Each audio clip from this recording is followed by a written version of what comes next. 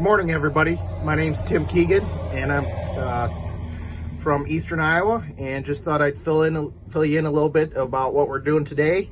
We're actually fixing tile holes, but this is a field that was corn last year, and we went in here as soon as the same day that the corn was harvested, and we used a buggy cart to spread rye out on the field as a cover crop.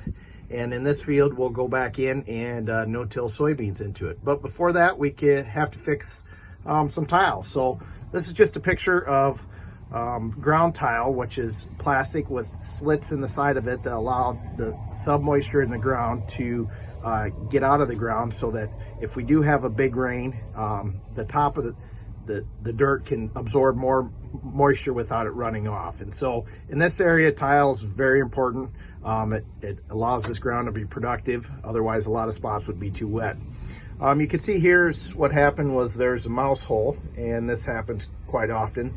Sometimes they'll get down in there and they chew a hole. Either they get in and they can't get out, so they chew a hole to get out, or they're chewing to get to water. And you can see that created a suck hole, and that filled that tile with dirt and plugged it. So I'm waiting for some fittings here, but then you can see the water running in from the side up top, and that's where another tile runs into this 6-inch line. And so this is a big part of what we have to do in the spring and fall. Maintenance on tile is a huge thing. There's a lot of old clay tile that was put in the 50s and 60s, and some of that's starting to fail. Most all this ground around us has tile in it one way or another. And so before we can plant, we have to make sure the field's ready and making sure everything's working correctly.